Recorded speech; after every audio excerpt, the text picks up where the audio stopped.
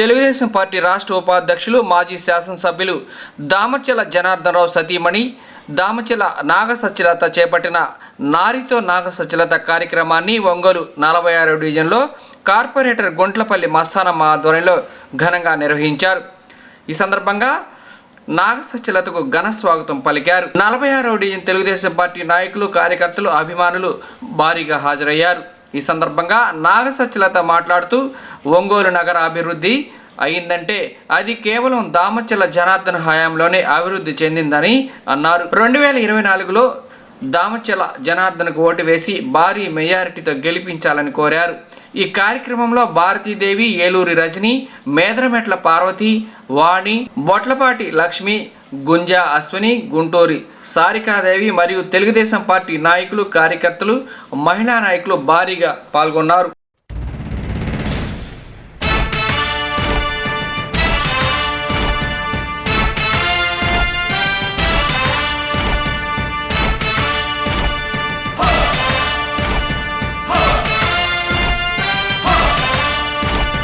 కదలి రండి తెలుగుదేశ కార్యకర్తలారా,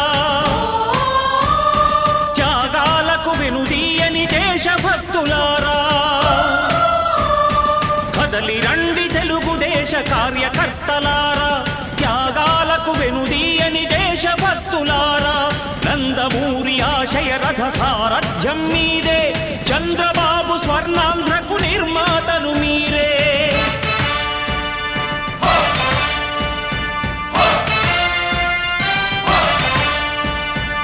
కదలి రండి తెలుగుదేశ కార్యకర్తలారా, త్యాగాలకు వెనుదీయని దేశభక్తులారా.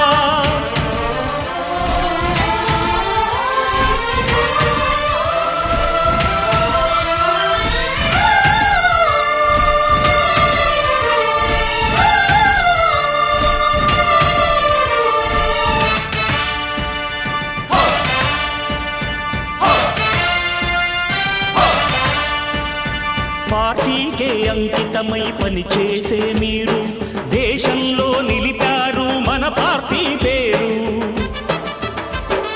పార్టీకే అంకితమై పనిచేసే మీరు దేశంలో నిలిపారు మన పార్టీ పేరు. మారుమూల గ్రామమైన మహానగరమైన బాధ్యతతో క్రమశిక్షణతో మెలిగారు. ఆశయాలు పండించే జీవనదులు మీ సేవలు, మీరే మన రాష్ట్ర ప్రగతి సౌధానికి పునాదులు. అణుశక్తికి కోటి రెట్లు మీ శ్రమ శక్తి, ప్రజలకు చేకూర్చనుంది సుఖము శాంతి. నందమూరి ఆశయ రథ సారథ్యం మీదే, చంద్రబాబు స్వర్ణాంధ్రకు నిర్మాతలు మీరే.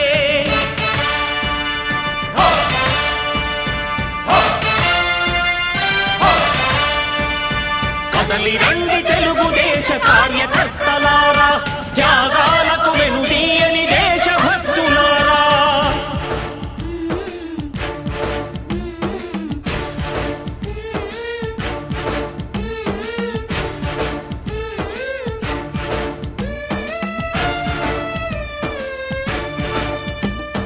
పగలురే ఈ పార్టీకై కృషి చేసి మీరు ఎన్నెన్నో విజయాలను సాధించారు.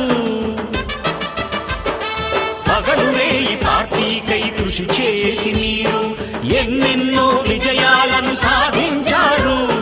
ఎండన అమ్మా విచ్చేసిన మీరందరికి కూడా మా ధన్యవాదాలు, నా నమస్కారాలు. మీరందరూ కూడా నాగసత్యలత గారితో మన నెక్స్ట్ గెలుపుకు, మన జనార్దన్ గారి విజయానికి మీరేమైనా సూచనలు, సలహాలు ఇస్తే తీసుకుంటామని సత్యలత గారి అభిప్రాయం. కాబట్టి మీరెవరైనా ముందుకొచ్చి ఇంకా ఏమైనా కొత్త సలహాలు కానీ సూచనలు కానీ ఇస్తారని ఆశిస్తున్నాం.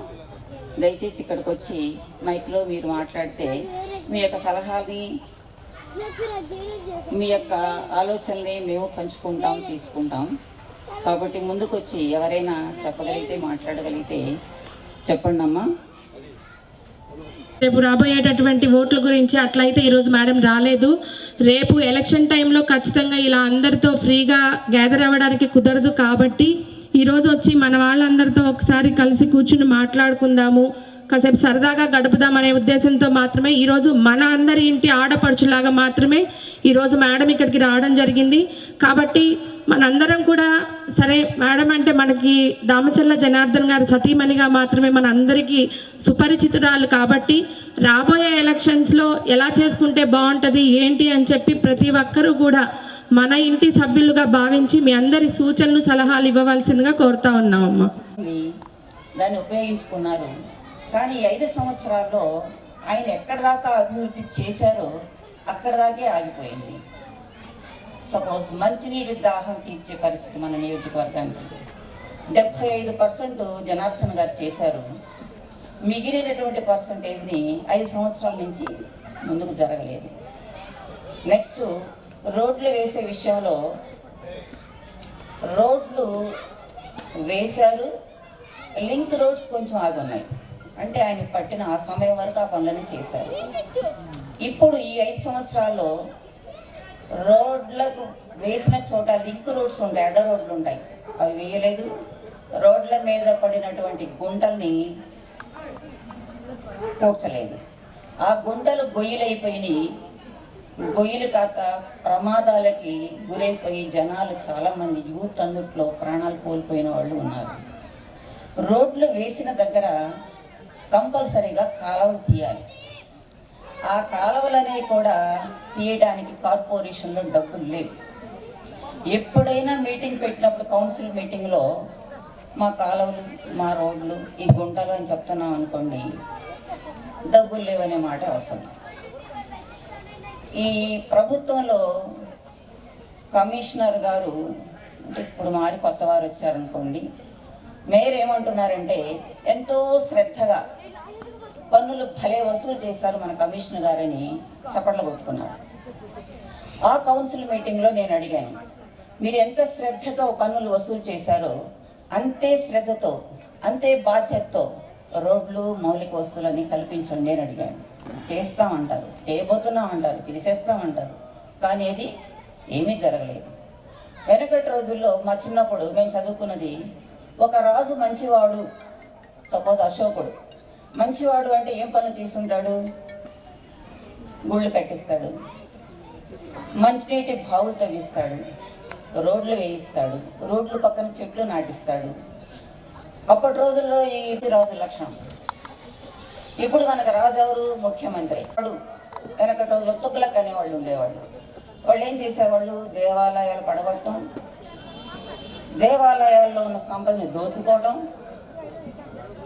మంచినీటి బావుల్ని ఎండిపోయిన వాటిని పట్టించుకోకుండా ఉండటం, రెండోది చెట్లను నరికించడం. ఇలాంటి పనులే ఈ ముఖ్యమంత్రి చేసి ప్రజలకు అవస్థ కలిగించాడు. ఎక్కడైనా చూడండి, ఆయన మీటింగ్ ఉందనగానే చుట్టూ నరిగిస్తాడు, ప్రజలకు దర్శనం ఇవ్వడు. ఆ మీటింగ్ పెట్టిన దగ్గర కూడా ఈ పార్టీలని, పేపర్ వాళ్ళని, ఛానల్స్ని, ఎల్లో మీడియా అంటూ ప్రతిపక్ష నాయకులను తిట్టడానికి ఉపయోగిస్తాడు. కానీ ఆ మీటింగ్ ఎందుకు పెట్టుకుంటున్నాం? దాని ప్రాముఖ్యత ఏంటి? ఒక్క ఛాన్స్తో వచ్చి కూర్చొని మనకి భస్మాసుర హస్తాన్ని నెత్తిన పెట్టి మన రాష్ట్రానికి దరిద్రాన్ని పట్టించాడు. అప్పులు ఆకాశం వైపు పెరిగినాయి, అభివృద్ధి పాతాళలోతోనే పోయింది. అభివృద్ధి ఎక్కడైనా ఉందంటే మైక్రోస్కోప్లో చూసినా కూడా కనపడదు. ఆఖరికి ఈ ప్రభుత్వంలో ఉన్నటువంటి ఎమ్మెల్యేలు వాళ్ళ ఊరికి అటు ఇటు కూడా రోడ్లు వేయించుకోలేకపోయారు. మేయర్ గారు ఊర్లో కూడా, వాళ్ళ వార్డులో కూడా రోడ్లు లేవు, నీళ్ళు లేవు. అంటే అభివృద్ధి ఎక్కడైనా ఉందా? నేను చాలాసార్లు కౌన్సిల్లో 50 డివిజన్లని సహృదయంతో డెవలప్ చేయండి. ఎవరు డెవలప్ చేస్తే వాళ్ళకే ప్రజామన్నలు ఉంటాయి. కాబట్టి దయచేసి మీరు 50 డివిజన్ని అభివృద్ధి చేయండి అని చాలాసార్లు అడగడం జరిగింది. 46th మేడం అడిగినట్టుగా, 46th వార్డ్ మేడం అడిగినట్టుగా చేద్దామంటారు. ఏది ఎక్కడ కూడా ఎప్పుడు కూడా కార్పొరేషన్లో డబ్బులు పడవు. కార్పొరేషన్లో డబ్బులు ఎందుకు పడవయ్యా అంటే, ఈ యొక్క మున్సిపల్ కార్పొరేషన్కి అక్కడ ఉన్నటువంటి ప్రభుత్వం, ఈ ప్రభుత్వం లంచాల పర్వం నడిపింది, కమిషన్ల పర్వం నడుపుతుంది, సెటిల్మెంట్ల పర్వం నడుపుతుంది, కబ్జాల పర్వం నడుపుతుంది. ఇంకా ఏ విధంగా కార్పొరేషన్లో డబ్బులు పడతాయి, ఏ విధంగా మన యొక్క నియోజకవర్గాన్ని డెవలప్ చేసుకుంటాం. అవకాశం ఏది? ఎప్పుడు అడిగినా చేస్తాం, చేయబోతున్నాం, చేసేస్తాం అంటున్నారు. కానీ 5 సంవత్సరాల్లో ఎక్కడ కూడా ఏం చేయాలి? మనం పన్నులు కడుతున్నాం 5 సంవత్సరాల నుంచి, కానీ ఎక్కడైనా సరే డెవలప్మెంట్ జరిగిందా? కనీసం మన వాటిలో ప్రతిపక్షం కాబట్టి చేయలేదు అనుకోకూడదు, మిగిలిన వాటిలో కూడా లేదు. అభివృద్ధి అనేది మిగిలిన చోట్ల కూడా జరగలేదు. కాబట్టి వచ్చిన డబ్బు మనం కట్టిన పన్ను ఎటు పోతుందో కూడా తెలియదు, దిశ దశ లేదు వాటికి. కాబట్టి ఇవన్నీ కరెక్ట్ అవ్వాలంటే మన ప్రభుత్వం గతంలో ఏ విధంగా అభివృద్ధి చెందిందో, అంటే ప్రభుత్వం తోటి ప్రజలు అవసరాలను తీరుస్తూ మన పరిపాలనలో ఎంత అభివృద్ధి జరిగిందో ఇంకా అంతకంటే కూడా అభివృద్ధి మళ్ళీ చేసి చూపిస్తారు మన జనార్దన్ గారు. మన జనార్దన్ గారిని గెలిపించుకుంటే మళ్ళీ అభివృద్ధి కొనసాగుతుంది. లేదా ఏ నాయకులు కావాలి అనుకుంటే మాత్రం ఇలానే ఇంకా అధోగతివాలి. ఇప్పటికే మనం చాలా దీనస్థితిలో ఉంది మన ఆంధ్రప్రదేశ్.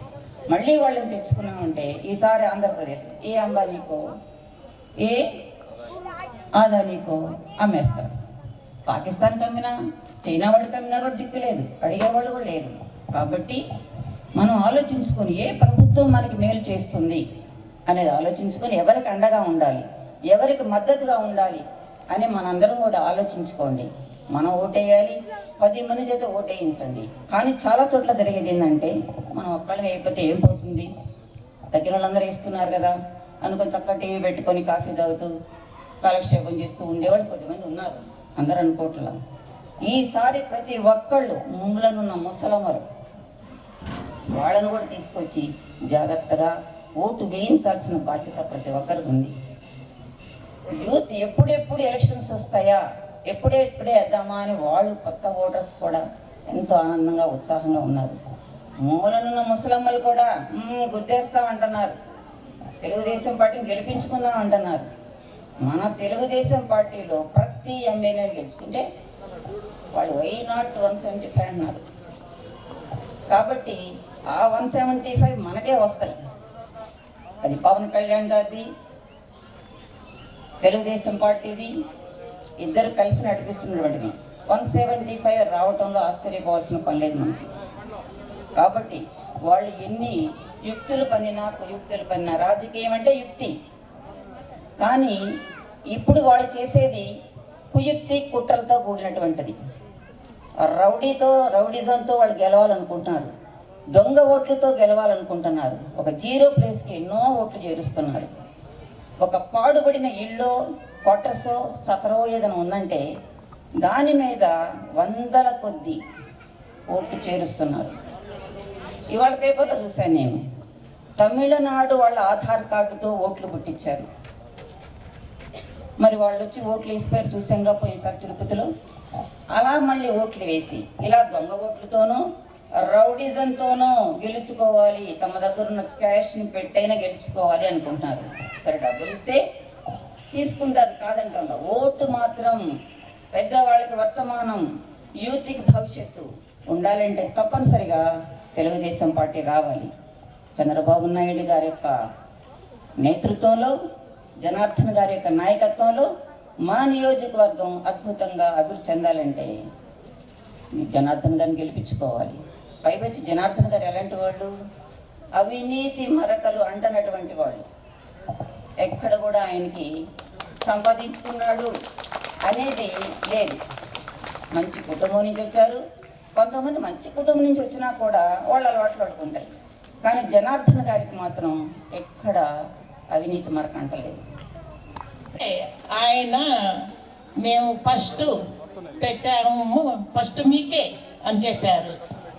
మా బజార్లో కొంతమంది మాకు వద్దు అన్నారు. వద్దు అని అన్నప్పుడు ఆయన కామ్ అయిపోయారు. తరువాత మళ్ళీ మేము వెళ్ళాము, ఇబ్బందులు కలుగుతున్నాయి అని వెళ్తే, అమ్మ ఫస్ట్ మీకే వచ్చాము మేము ఒంగోలులోను. కాబట్టి మేము ఇప్పుడు ఎలక్షన్ అయిపోతుంది, ఈ 2 నెలలే ఉన్నాయి. ఈ 2 నెలల్లో మీకు అవకాశం ఉంటే మేము చేస్తాము, లేకపోతే నెక్స్ట్ ఎలక్షన్లో మేము చేస్తాం అని చెప్పారు. ఈ రోజు అంతా అంటే ఇప్పుడు ఒక మస్తానా ఆంటీ గారు చెప్పారు ఎలా ఉంది అంటే ఇప్పుడు రాష్ట్ర పరిస్థితి ఎలా ఉంది, మన ఒంగోలు పరిస్థితి ఎలా ఉంది అంటే ప్రతిదీ వివరంగా మీ అందరికీ క్లియర్గా అర్థమయ్యేటట్టు చెప్పారు. ఎవరు చెప్పినా అవేమా ఏంటంటే ఒకటి ఆంటీ చెప్పారు ఇప్పుడు ఇందాక మన రెవెన్యూ లేక జాబ్స్ లేకుండా పోతూ ఉన్నాయని చెప్పని. మెయిన్ ఏంటంటే చాలామంది అంటే ఇక్కడికి వచ్చిన వాళ్ళ గురించి నేను చెప్పట్లా, కొంతమంది ఇంకా బయటకు వస్తే ఎలా ఉంటుంది పరిస్థితి, మా పథకాలు పోతాయేమో, మా భవిష్యత్తు ఏమైపోద్ది, ఈ టైప్లో ఆలోచిస్తున్నారు తప్ప అంటే పథకాలు ఏదో వచ్చేది అలా టైప్ ఆలోచిస్తున్నారు తప్ప రేపొద్దున పిల్లల భవిష్యత్తు ఏంటి, పిల్లల ఫ్యూచర్ ఏంటి, జాబులు లేవు. ఇప్పుడు రాష్ట్రం అంతా ఎలా ఉందంటే గంజాయి, డ్రగ్స్, ఈ మాఫియాలో నడుస్తుంది. చదువుకుని బయటకు వస్తే పిల్లలకి తగిన ఉద్యోగావకాశాలు దొరకట్లా. దానివల్ల ఏంటంటే అంటే ఒక అబ్బాయి జీవితం ఒక అమ్మాయి జీవితం నాశనం, దానివల్ల ఎంతమంది సఫర్ అవుతారు, ఫ్యామిలీ మొత్తం వాళ్ళ మీద ఆధారపడి వాళ్ళ భవిష్యత్తు కోసం పాటుపడిన ప్రతి ఒక్కళ్ళు సఫర్ అవుతారు. మెయిన్ మనం ఆలోచించుకోవాల్సింది ఏంటంటే మన పిల్లల గురించి, రేపొద్దున వాళ్ళ ఫ్యూచర్ గురించి. ఇప్పటి వరకు మనం జరిగిందమ్మా అయింది, రోడ్లు, డ్రైనేజ్, కాలువ ఇవన్నీ కూడా ప్రతిరోజు మనకు కావాల్సిన అవసరాలు. కానీ పిల్లల ఫ్యూచర్ మెయిన్ ఇంపార్టెంట్ కదా. ఒక సమర్థవంతమైన నాయకుడు ఉంటే రాష్ట్రం బాగుపడుద్ది. ఆయన నమ్మి కంపెనీలు వస్తాయి, దానివల్ల రెవెన్యూ పెరుగుద్ది, 10 మందికి ఉపాధి అవకాశాలు కల్పించడానికి అవుద్ది. కానీ అక్కడే పైన ఒక దొంగ అయితే వాళ్ళు నమ్మి ఎవరు వస్తారు అంటే వాళ్ళు తీసుకునేది ఏంటంటే వాటాల కోసం చూస్తారు తప్ప ఒక కంపెనీ వస్తే దానివల్ల ఎంతమంది లాభపడతారని చూడట్లా. మాకేంటి లాభం, మా ప్రభుత్వానికి ఏంటి లాభం అలా ఆలోచిస్తున్నారు. కాబట్టి ఎవరు ఇన్వెస్ట్ చేయడానికి కూడా రాలేకపోతున్నారు. ఇక్కడ ఎవరు కూడా ముందుకు రావట్లా. వచ్చిన కంపెనీలన్నీ వెనక్కి వెళ్ళిపోతున్నాయి, ఉన్న కంపెనీలన్నీ పంపించేస్తున్నారు. దానివల్ల నిరుద్యోగత పెరిగిపోతుంది, దానివల్ల పిల్లల భవిష్యత్తు పాడైపోతుంది. ఒక్కసారి ఆలోచించండి, అందరూ ఆలోచించి మీలాగా 10 మందికి చెప్పండి, తెలియచేయండి మన రాష్ట్ర పరిస్థితి ఏంటి, ఎలా ఉంది. ఇలాగే ఉంటే ఇంకొక బీహార్ అయిపోద్ది మన రాష్ట్రం.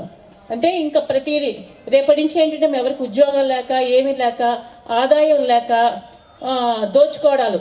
అంటే ఇప్పుడు బీహార్ పరిస్థితి ఎలా ఉంది, చిన్న చిన్న 100 రూపాయలు 200 కూడా దొంగతనాలు చేస్తున్నారు అక్కడ ఉన్న జనాభా. ఆ టైప్లో పరిస్థితి వచ్చేస్తుంది. ఇంకా ఇలాగే ఉంటే మన రాష్ట్ర పరిస్థితి ఏంటి, రెవెన్యూ రాదు, ఉన్న అప్పులు పెరిగిపోతాయి, దానివల్ల సంక్షేమం ఉండదు, ఏ కంపెనీలు మన దగ్గరికి రావు. దానివల్ల ఏమవుద్ది ఒక్కసారి ఆలోచించి నిర్ణయం తీసుకోండి అమ్మా. ఒంగోలు విషయం చూశారు మీరంతా, 2014 నుంచి 19 వరకు జనార్దన్ గారు ఎలా చేశారనేది. ఆల్మోస్ట్ 80% అన్ని చోట్ల రోడ్లు కానీ, డ్రైనేజ్ కానీ, అంతా వాటర్ పథకం కానీ అంతా పూర్తి చేద్దామని చూశారు. ఇంకా కొన్ని అక్కడక్కడ మిగిలిపోయినాయి. అవంతా ఏంటంటే 19లో మన గవర్నమెంట్ రాకపోవడం వల్ల అన్ని అంటే ఎక్కడి వరకు కంప్లైంట్ చేశారో జనార్దన్ గారు అక్కడితో ఆగిపోయింది అంతా. మళ్ళీ ఏది కూడా ముందుకు సాగలా. అంటే మీకు తెలుసు, మీరు చూస్తున్నారు, రెగ్యులర్గా బయటకు వెళ్తున్నప్పుడు అర్థమవుతుంది కదా మన రోడ్ల పరిస్థితి ఎలా ఉంది, మన డ్రైనేజ్ సిస్టమ్ ఎలా ఉంది. Water main problem, water, drinking water పరిస్థితి అయితే మరి అధ్వానంగా తయారైంది. చాలా చోట్లకు ఇప్పుడు మేము వెళ్తుంటే కంప్లైంట్ చేస్తూ ఉన్నారు. ఏంటంటే వాసన, నీళ్లు 2 months నుంచి వచ్చే వాటర్ అంతా కూడా వాసన వస్తూ ఉంది, స్మెల్ అమ్మ అంతా పట్టుకుని తాగడం అన్నా సరే బబుల్ కొనుక్కుని తాగుతున్నాము. అంటే మేము ఎప్పుడు బబుల్ కొనుక్కునే వాళ్ళం కాదు, కానీ నీళ్ళు తాగలేక ఇప్పుడున్న పరిస్థితిలో బబుల్ కొనుక్కుని తాగవలసిన పరిస్థితి వచ్చింది అన్నట్టు చాలా చోట్ల కంప్లైంట్ చేస్తూ ఉన్నారు అంతాను. ఇదంతా అంటే ఎంతమంది కంప్లైంట్ చేస్తున్నా సరే దాన్ని సరిదిద్దే ప్రభుత్వం కాదు ఇప్పుడు ఇది. దాన్ని సరిదిద్దామని పనిచేసే వాళ్ళు ఎవరు లేరు ఇప్పుడున్న పరిస్థితిలో. అలాగే రోడ్ల గురించి ఇందాక చెప్పారు, యాక్సిడెంట్లు.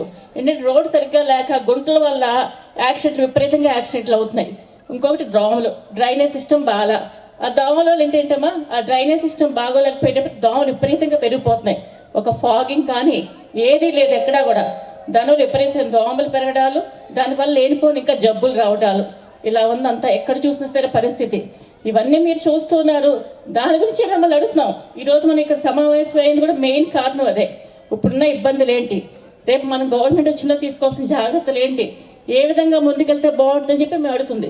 మీలో ఎవరైనా ముందుకు వచ్చి కొంచెం ఒక్కసారి దాని గురించి మాట్లాడి చిన్న సవరణలైనా, చిన్న సూచనలు, సలహాలు ఇస్తారని కోరుకుంటూ ఉన్నాం. ఎవరన్నా చెప్తారమ్మా? ఇంత అధ్వానంగా అయితే లేదు కదా ఎక్కడ పరిస్థితి. రోడ్ల పరిస్థితి అవనివ్వండి, డ్రైనేజ్ అవనివ్వండి, వాటర్ అవనివ్వండి, ఏదైనా ఇంత దారుణమైన పరిస్థితి లేదు కదా. ఏదో కంప్లైంట్ చేస్తే ఇప్పుడు మనకి మీడియన్స్నే ఉంది, కంప్లైంట్ చేస్తే ఏంటి చిన్నగారు లాంటి వాడు చూస్తున్నారు, సాయిజనాథ్ గారు లాంటి వాడు ఇప్పుడు వాళ్ళైనా చూడటానికైనా చేయలేకపోతారు కదా. పరిస్థితి పనిచేసేవాళ్ళు లేరు కాబట్టి అక్కడ అది ఆ ఇబ్బంది ఎక్కువ అవుతుంది కదా. ఇప్పుడు పనిచేసేవాళ్ళు లేరు. మెయిన్ ఏంటంటే పరిస్థితి ఏదమ్మా, ఎవరిని అడగడానికి కూడా లేదు మేడం ఇక్కడ. అడిగినా పనిచేసేవాళ్ళు లేరమ్మా అసలు. లేరు అది అడుగుతాం అంతే, అని అడుగుతాం అంతే, కానీ పని చేయరు. వచ్చి రెగ్యులర్గా చేస్తే అంటే రోజు ప్రజలకు అవసరమైన రోడ్లు క్లీన్ చేయడం, డ్రైనేజ్ క్లీన్ చేయడం కూడా చేయలేకపోతున్నారు. మా వార్డు అంటే ఇంకా తెలుగుదేశం పక్కా అని ఎవరు రాదు. ఇదొకటి మెయిన్ అమ్మా. తెలుగుదేశం వాళ్ళు అంటే వాళ్ళకి ఏమి పని చేయకూడదు, వాళ్ళు రోడ్లు వేయకూడదు, వాళ్ళకి ఏం వాళ్ళ పథకాలు రాకూడదు, లేకపోతే వాళ్ళకి వచ్చే పెన్షన్ కట్ చేయాలి, వాళ్ళకి వచ్చే రేషన్ కార్డులు కట్ చేయాలి. మెయిన్ ఇదే కదమ్మా. ఇప్పుడు ఇది కక్ష సాధింపు. ఎప్పుడు అమ్మా ఒక్కటి ఆలోచించండి మీరు, టీడీపీ ఉన్నప్పుడు ఎప్పుడు ఇలా కక్ష సాధింపు రాజకీయాలు చేయాల. వాళ్ళు వైఎస్ఆర్ వాళ్ళు, వాళ్ళు కాంగ్రెస్ వాళ్ళని ఎప్పుడు చూడాల. అర్హత ఉంటే ప్రతి ఒక్కరికి పథకాలు ఇచ్చేవాళ్ళు, ప్రతి ఒక్కరికి అర్హత ఉన్న వాళ్ళందరికీ. అంటే ఇదేదో వైఎస్ఆర్ స్ట్రీట్ అమ్మ ఇక్కడ రోడ్ వేయకూడదు మనం, అలా అక్కడ వైఎస్ఆర్ వాళ్ళు ఉంటున్నారు, వాళ్ళకి ఏమో డ్రైనేజ్ క్లీన్ చేయకూడదు, ఎప్పుడూ లేదు ఇక్కడ. కానీ ఇప్పుడు ఎలా అయిందంటే టీడీపీ అంటే రోడ్డుకు రాదు, వాళ్ళు రోడ్ వేయరు, వాళ్ళకి వచ్చే పథకాలు కట్, వాళ్ళకి వచ్చే రేషన్ కార్డులు కట్, వాళ్ళకి వచ్చే పెన్షన్లు కట్, ఈ టైప్ కక్ష సాధింపు రాజకీయం అయిపోయింది. ఎక్కడ చూసినా సరే ఎప్పుడు కూడా టీడీపీ గవర్నమెంట్ లో ఇలాంటి కక్ష సాధింపులు ఎవ్వరూ చేయాల. ప్రతి ఒక్కరికి అర్హులన్న ప్రతి ఒక్కరికి వచ్చాయి అన్ని రకాలు కూడాను. కోర్టులో తెలుసుకోండి అంటాం, అది కోర్టులో చల్లదండి. ఎందుకంటే అది ఆర్టీ ఆఫీస్లో, ఎంఆర్ ఆఫీస్లో అక్కడ తెలుసుకోండి అంటారు. గవర్నమెంట్ ఎవరిది ఉంటుంది వాళ్ళదండి. అంటే చీఫ్ మినిస్టర్ అనుకోండి, ఎమ్మెల్యే అనుకోండి, ఎవరిది అక్కడ పవర్ ఉంటుంది, వాళ్ళే ఎంఆర్ఓ అని మాట పెడతారు. ఎంఆర్ఓలు అంటే మన ప్లేస్ ఉంటుంది అంటే 2 years తర్వాత అది గోయిందా. అదే అండి, ఏపీ ల్యాండ్ టైటిలింగ్ యాక్ట్ గురించి కొంచెం నెట్లో చూడండి, మీకు తెలుస్తుంది. కొంచెం తెలుగులో బాగా చదవండి. చదువురాని వాళ్ళకి తెలియదండి, చదువుకుంటారు కదా వాళ్ళకి కొంచెం తెలుస్తుంది. దాని గురించి చాలా కష్టపడుతున్నారు మనుషులు, కోర్టులు కూడా బయట చేస్తున్నారు. Okay sir, thank you. బయటికి రానియకుండా తొక్కి పెడతారు రికార్డ్స్లో. వీళ్ళు లబో దిబో అనుకుంటూ ఉంటారు తెలిసిన రోజున. ఎంత అడిగినా వాళ్ళు చేయరు. కాబట్టి మీ అందరికీ నేను చెప్పేది ఏంటంటే, మన ఆస్తుల్ని, మన స్థలాలు, మన పొలాలు మనమే రక్షించుకోవాలి. ఈ ప్రభుత్వం పోయేవారు తర్వాత జరగవనుకోండి, ఎక్కడన్నా జరిగిన పొరపాటున సరి చేస్తారు. ఓకేనమ్మా. నా ముందుగా మస్తానమ్మ ఆంటీ గారికి, సాయి జనార్దన్ గారికి, చిన్న గారికి మన కృతజ్ఞతలు అండి. చాలా బాగా అంటే అందరినీ పాపం గ్యాదర్ చేసి అంతా ఒక చోట ఈరోజు సమావేశం కాయడానికి ఒక 3 to 4 days నుంచి వాళ్ళు కష్టపడి అంతా ఆర్గనైజ్ చేశారు. అలాగే వేదిక మీద ఉన్న డాక్టర్ గారు, డాక్టర్ మాధవి, మన పనుల కోసం ఏదైనా మన అభివృద్ధి కోసం, అవును ఏదైనా సరే మనము కొన్ని రోజులు బతికుండాలనుకుంటే మనం గెలిపించుకోవటం, లేకపోతే చచ్చిపోవడం. నాకు తెలిసింది మాత్రం అంతే, అది అంతకుమించి ఇంకేం లేదు. కరెక్ట్ అమ్మా. టీడీపీ అంటే లోపలైతే మొత్తం అందరూ ఎవరికైనా సరే, చిన్నవాళ్ళకే కాదు పెద్దవాళ్ళకే కాదు, ఎవరైనా సరే గుర్తు పెట్టుకొని అందరం మనం గెలిపించుకోవాలి. ఎక్కడ పెట్టుకున్నది నేను చెప్పేది ఇది, ఎవరికి చెప్పినది పట్టుకొని తిరిగే వాళ్ళకి పింఛన్ లేదు. అయితే వాళ్ళు టీడీపీ అయి ఉంటారు, అందుకే కట్ చేశారు. 40 సంవత్సరాలు అయితే ఉంది, జగన్ కేస్తే ఓటు పింఛన్ ఉంది. 70 సంవత్సరాలు అయినా పింఛన్ లేదు. అది మళ్ళీ మనం అన్ని గెలిపించుకుంటే మనకు మళ్ళీ అన్నీ ఉంటాయి. అది జనార్దన్ గారిని గెలిపించుకోవాలి, తర్వాత చంద్రబాబు నాయుడు గారిని గెలిపించుకోవాలి. అందరూ వేస్తేనే కదా అందరూ గెలిచేవాళ్ళు. మన ఇంట్లో మనం ఉంటే వాళ్ళు ఎట్ట గెలుస్తారు, ఎట్ట చేసుకుంటాం పనులు. దొంగోట్లు రోజు వేస్తున్నారు కదా పేపర్లో, మనం ఉన్న వాళ్ళు ఏమో తీసేస్తాం వాళ్ళది కాబట్టి అట్లా చేస్తున్నారు. కరెక్ట్ అమ్మా. దొంగ ఓట్ల గురించి చెప్పారు కదా మీరు, అది 100% కరెక్ట్. అది నేనున్నాను, నన్ను చచ్చిపోయినట్టు రాస్తున్నారు. వాళ్ళేమో పోయిన వాళ్ళు కూడా బతుకుతున్నారు వాళ్ళు. మీరు మరి కాదమ్మా, మీరు మరి ఎల్లో చీర కట్టుకుని నేను టీడీపీ అంటుంటే ఏం చేస్తారు వాళ్ళు? అదే బయటికి పోతుంటే ఇంకా అది వాళ్ళు చేసే పని అదేగా. మరి నేను వాళ్ళని చూసి ఏం భయపడ్డాగా, అదే కదా. ఇదేగా అది అంతే. ఆహా. రోజు మీటర్ చూసిపోతారు వచ్చి. ఇంటి పన్నులు, కరెంటు బిల్లులు, కరెంట్ ఛార్జీలు ఒకటి ఆలోచించండి. 5 సంవత్సరాల్లో కరెంట్ ఛార్జీలు ఎన్నిసార్లు పెంచారు? రేషన్ కార్డు తీసేయడం అనేది అంటే పెంచేది వాళ్ళు, కట్ చేసేది మళ్ళీ వాళ్ళు. మేము ఇన్ని పెన్షన్స్ ఇస్తున్నాం ఈ నెల అనేవాది. కానీ వాళ్ళు ఒక 500 పెన్షన్స్ పెంచుతుంటే అక్కడ వెనకాల నుంచి ఒక 1000-2000 పెన్షన్స్ కట్ చేసేస్తున్నారు. ఈ టైప్ లో చేసేదంటే మేము చేస్తున్నాం అని చెప్పి ముందు చూపిస్తున్నారు, వెనకాల ఎన్ని పోతున్నాయో కనిపించట్లా, ఎంతమంది దానివల్ల నష్టపోతున్నారో కనిపించట్లా. ఇందాక మీరు చెప్పారు 70 సంవత్సరాల వాడికి పెన్షన్ కట్ అని చెప్పని. నిజంగా అలాంటి వాళ్ళు చాలా మందికి అమ్మా, పెద్దవాళ్ళకి ఏంటంటే వాళ్ళకి ఏదో అవసరం కోసం ఏదో టాబ్లెట్లు కొనుక్కోవడానికి, ఫ్రూట్స్ కొనుక్కోవడానికి వచ్చి 2,500 అంతా ఉండేది. ఇప్పుడు ఎల్లో చీర కట్టుకుంటా. ఇప్పుడు మా ఆయన తీసేశారు 70 సంవత్సరాలు అయినా. అదే కదా, ఆయాసనం నాకేం లేదు. మన పార్టీ వస్తే ఎట్లా వస్తుంది? అదే కదా కక్ష సాధింపులు. అది టీడీపీ అంటే వాళ్ళకి ఏమి రాకూడదు, వాళ్ళకి ఏమి చేయకూడదు, వాళ్ళు అక్కడ రోడ్లు కూడా చెమ్మకూడదు, అస్సలు ఏమి చేయకూడదు. ఆ టైప్ లో ఉంది. అది వాస్తవం. ఇంటి పన్నులు అన్ని మొత్తం ఇంక చెప్పడానికి ఏమి లేవు మనం అస్సలు. అది దేనికి పన్ను కట్టారమ్మా? Municipal tax.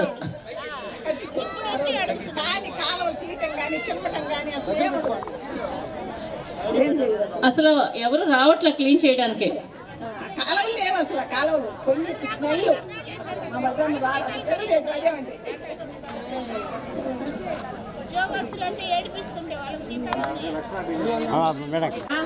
ఇంత నా వయసు 56 సంవత్సరాల నుంచి నేను ఎప్పుడు చూడలా. ఇంటి చెత్తకు పన్ను 100 రూపాయలు. నువ్వు ఇస్తావా ఇవ్వరా అని దబాయిస్తారు. వారంటీలు వచ్చి కొట్టుకి 600 పన్ను, మళ్ళా రేకుటింటికి 50 రూపాయలు పన్ను. నేను 23 సంవత్సరాలు వెంకటేశ్ కాలనీలో PHలో పనిచేశా. నేను తెలుగుదేశం అని నన్ను తీసేశాడు. నేను బాల్లేని వాళ్ళ ఇంటికి వెళ్ళి చండాలంగా తిట్టేసి వచ్చా. నేనేం భయపడను, తిట్టేసి వచ్చా. నేను మళ్ళా తెలుగుదేశం వస్తే నేను వెంకటేశ్ కాలనీలో PHలో నేను డ్యూటీ చేస్తా. అది తప్పకుండా అమ్మా. మా వాళ్ళు అందరూ ఉన్నారు, మా నర్సులు అందరూ గాజులు పిచ్చి పిచ్చిగా అమ్ముకుంటా అట్ట బతుకుతున్నారు మా నర్సులు. వాళ్ళకి అందరికి సర్వీస్ ఉంది. మళ్ళా మేము తెలుగుదేశం వస్తే మళ్ళా మేము డ్యూటీలో జాయిన్ అవ్వాలని మా కోరిక. వెంకటేశ్ కాలనీ మొత్తం తెలుగుదేశానికే ఓట్లేస్తారు. ఇచ్చారు నాకు, అందరూ బయటకు ఇచ్చారు. పెన్ని నువ్వు మళ్ళా రావాలి అని. బాబుకు కూడా తెలుసు, నేను జనార్దన్ బాబుకు కూడా.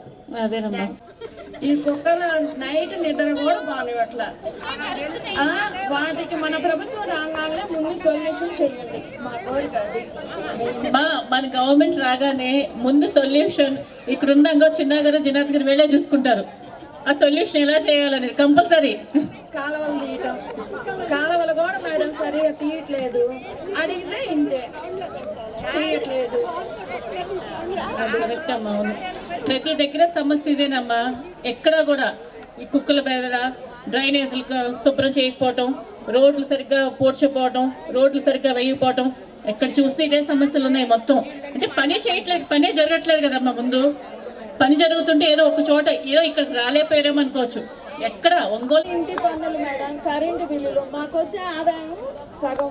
అన్నం తినేసి వస్తున్నాయి, పిల్లలు కరుస్తున్నాయి. అంటే వాళ్ళు అడిగితే మేము కుక్కల్ని చంపకూడదు, కుక్కలకి ఆపరేషన్ చేసి వదిలేస్తున్నాం.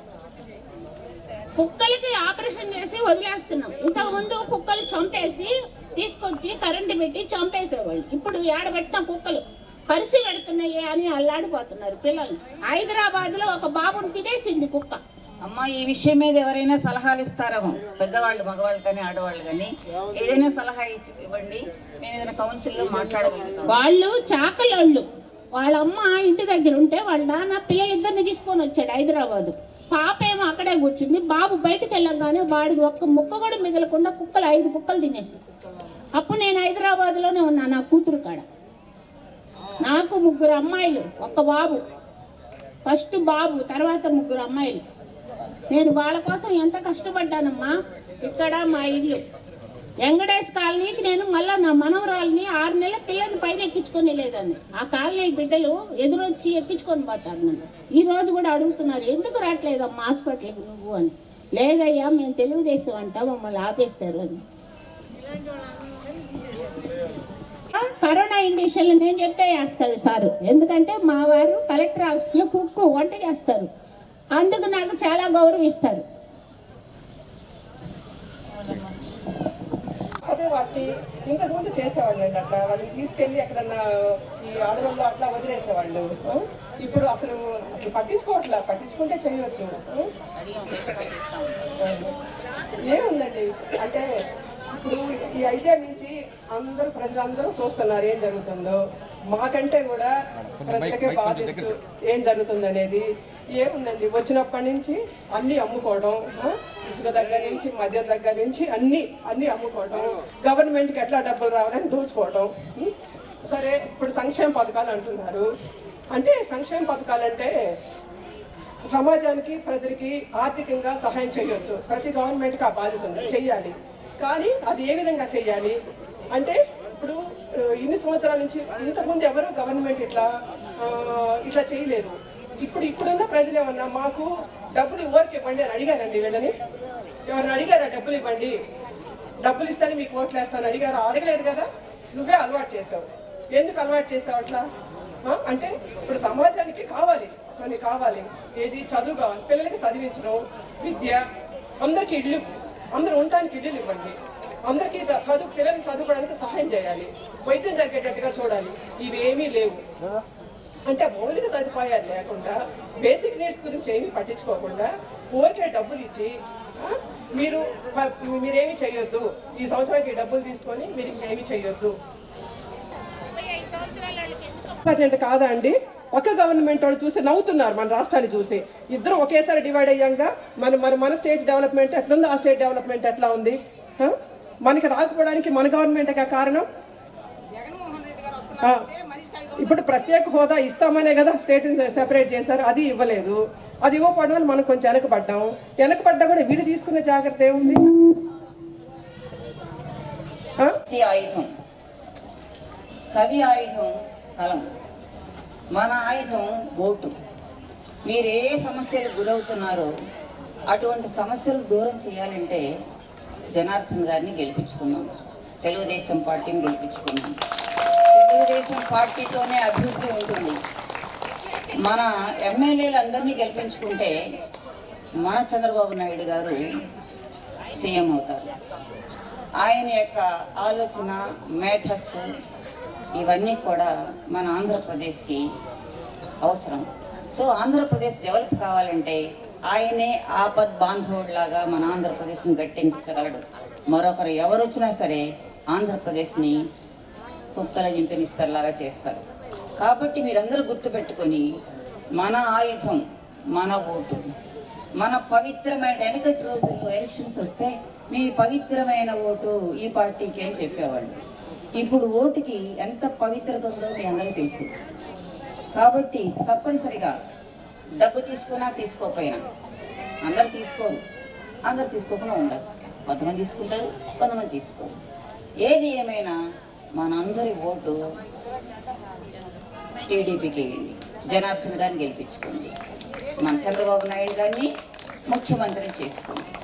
కాకపోతే వాళ్ళ ధైర్యం ఏంటంటే, దొంగ ఓట్లు చేర్చాం కదా, మనం రౌడీజం చేస్తాం కదా, మనం డబ్బులు పంచుతాం కదా, ఎందుకు వేయరు? ఆ డబ్బుకి ఎవరైనా దాసోహం, డబ్బు తీసుకున్నవాడు తప్పనిసరిగా మనం ఓటేస్తాడు అని అనుకుంటున్నారు వాళ్ళు. పోయినసారి ఇంత అభివృద్ధి చూపించిన చంద్రబాబు నాయుడు 10,000 లెక్కన పసుపు కుంకాలకి వేస్తారు. మరి గెలిపించారా? కాబట్టి డబ్బు అనేది అక్కడ మోసం చేసింది. రెండవది, రోజా గారు ఈ 10,000 పసుపు కుంకాలకి వేశారు, తాళ్ళు దిగిపోతున్నాయి, మద్యం తాగి మొండమోగులకి ఎందుకు ఇస్తున్నారు 10,000 పసుపు కుంకానికని ఆవిడ క్వశ్చన్ చేసింది రోజా మేడం. కానీ ఇప్పుడు ఏమవుతుందంటే, ఈ కల్తీ మద్యం తాగి,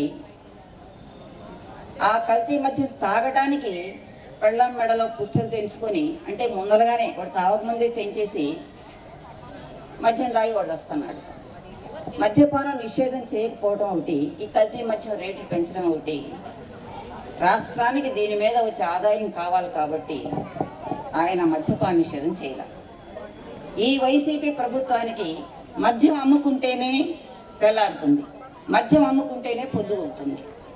కాబట్టి ఈ మద్యం మీద వచ్చే డబ్బులంతా డిజిటల్లో లేదైనా ఓన్లీ క్యాష్గా చేసుకుంటాడు. ఏదో కొద్దిగా 30% ఏమైనా చూపిస్తున్నాడేమో. ఆయనకి కాలం గడవాలంటే, ఆయన జేబులకు డబ్బులు పోవాలంటే మద్యం వ్యాపారం జరగాల్సిందే. కాబట్టి అనేక విధాలుగా పీల్చి పిప్పి చేస్తున్నారు పేదవారిని. రెండవది కాస్త ఇంకా చెప్పక్కర్లేదు వాడి కష్టాలు. ఏ వ్యాపారం చేసుకోవాలన్నా అన్ని ట్యాక్సులు మనం కడుతున్నాం. అక్కడి నుంచి స్టేట్ నుంచి ఎక్కడికి వెళ్తుంది, సెంట్రల్కి వెళ్తుంది. సెంట్రల్ కొంచెం ఎదిరిస్తుంది, దాన్ని మనం ఖర్చు పెట్టుకోవాలి. అది మన పంచాయతీలకి రావాలి, వాటిల్లో కొంత భాగం. ఆ పంచాయతీలో డబ్బులతోటి వాళ్ళ గ్రామ స్థాయి నుంచి డెవలప్ చేసుకోవాలి. ఎప్పటికప్పుడు పంచాయతీలో పడకముందే లాగేసుకుంటున్నాడు. ఏదైనా సరే డబ్బు వాసన వచ్చిందంటే జగన్ ఖాతాలోకి వెళ్ళిపోవాలి.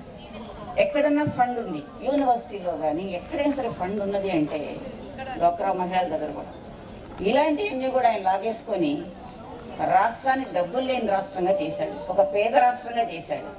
మేము అనుకుంటున్నాం మీ అందరూ కూడా ఇంతవరకు చక్కగా మీ టైం వేసుకొని మా మాటలు విన్నందుకు చాలా ధన్యవాదాలమ్మా. అందరూ టిఫిన్ చేసి వెళ్ళమని కోరుతున్నాను.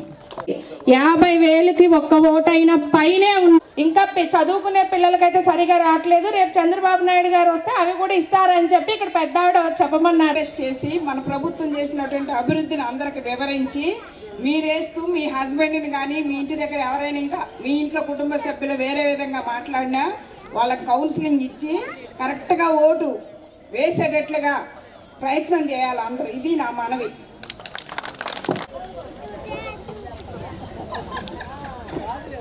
Hi madam. ప్రజెంట్ ఇప్పుడున్న సిచ్యువేషన్స్లో ఫ్రెషర్స్కి జాబ్స్ అనేవి లేవు, అష్యూరెన్స్ అనేది లేదు, జాబ్ అష్యూరెన్స్. ఇక్కడ ఉన్న వాళ్ళు కూడా డిఫరెంట్ స్టేట్స్కి వెళ్ళిపోయేసి జాబ్స్ సర్చ్ చేసుకోవడం జరుగుతుంది. ఈవెన్ అక్కడ కూడా జాబ్స్ అనేవి ఎక్కడైతే లేదు. ఫర్దర్గా మనకి టీడీపీ గవర్నమెంట్ వచ్చిన తర్వాత మన స్టేట్లోనే ఉండేసేసి జాబ్ అష్యూరెన్స్ ఏమన్నా ఇవ్వగలుగుతారా?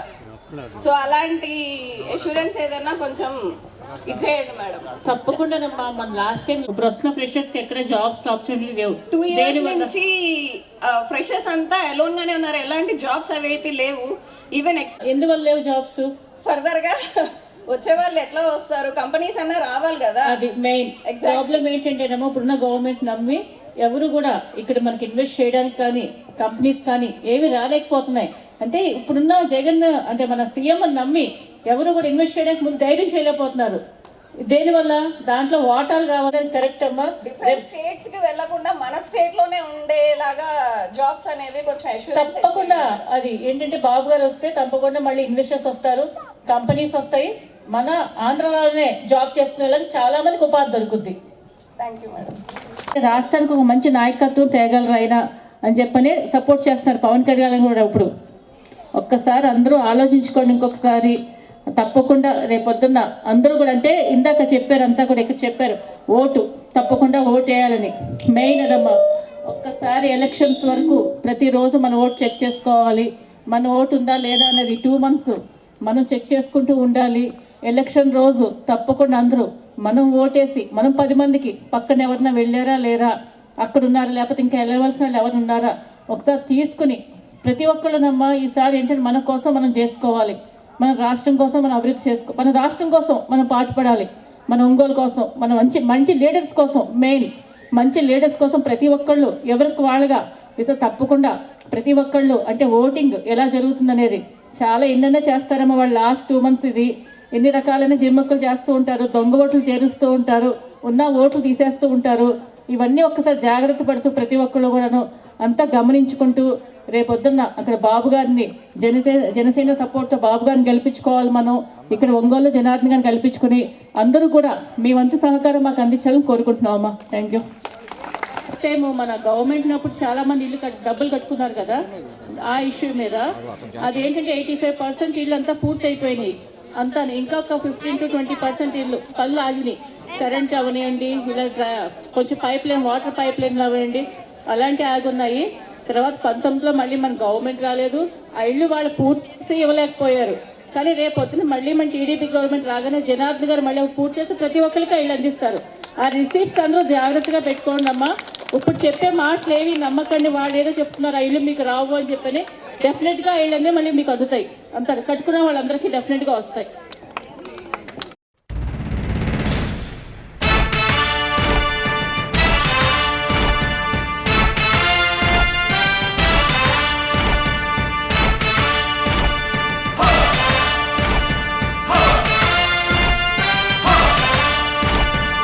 కదలి రండి తెలుగుదేశ కార్యకర్తలారా, త్యాగాలకు వెనుదీయని దేశభక్తులారా. కదలి రండి తెలుగుదేశ కార్యకర్తలారా, త్యాగాలకు వెనుదీయని దేశభక్తులారా. నందమూరి ఆశయ రథ సారథ్యం మీదే, చంద్రబాబు స్వర్ణాంధ్రకు నిర్మాతలు మీ